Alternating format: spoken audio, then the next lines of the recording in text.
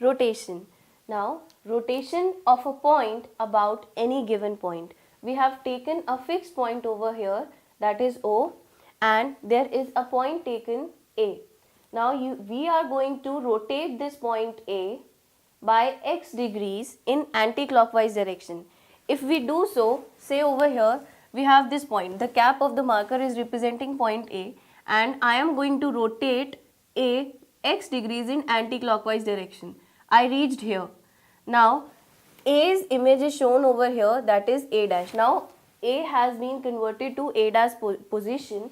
So, we can clearly say that this point A is rotated about this fixed point by x degrees in anti-clockwise direction. So, this point O, fixed point, is known as the center of rotation. Now, we have the rotation of a line segment about a given point. Now, we have a given fixed point O. We have a line AB. Now, this line AB is at some angle with this fixed point O, right? This line AB is making some angle with the fixed point O.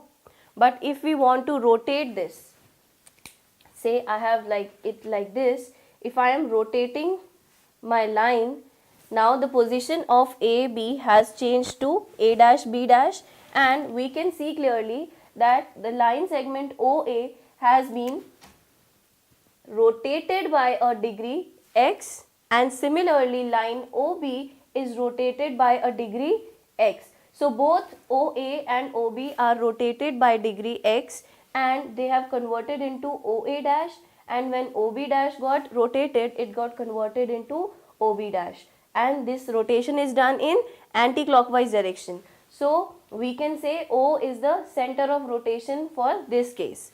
Now, moving on to the next type of rotation, we can have a rotation of a point through 90 degrees.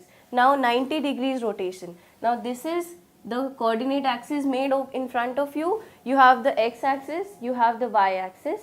We have taken a point P having the coordinates x and y.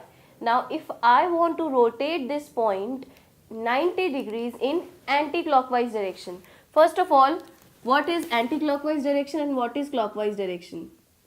This is your clock, and your clock rotates in this direction. So, this is known as clockwise direction, right? And the opposite direction, this one, is known as anti-clockwise direction. So, now as you are familiar with clockwise and anti-clockwise, you will be able to understand it better, that if we want to rotate this point to 90 degrees and in the anti-clockwise direction, it would go this way, right? And if you rotate this point at 90 degrees, its position is going to change to P dash. This is done with respect to the fixed point O over here. For this case, O is the center of rotation. So we have rotated point P by 90 degrees in the anti-clockwise direction. How have the coordinates changed? The coordinates originally were xy, and now they have changed to minus xy, right? But if you want to rotate this point 90 degrees in clockwise direction, then 90 degrees in clockwise direction would mean this way. So the original point P that had the coordinates xy has converted into P double dash, which will have the coordinates now y comma minus x. So the coordinates will change as per the direction of rotation. Now we have the rotation of point through 180 degrees.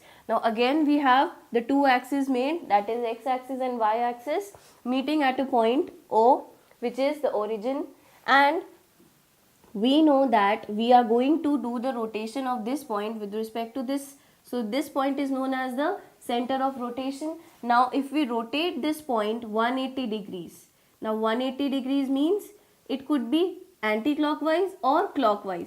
I am rotating it anti-clockwise first, so it has anti-clockwise rotation done, and Pxy has become now P dash having the coordinates minus x and minus y. But if we rotate this 180 degrees in the clockwise direction, it will rotate it this way, right? And again the coordinates are going to remain the same, that is P dash having the coordinates minus x and minus y. So this is how rotation of a point can be done.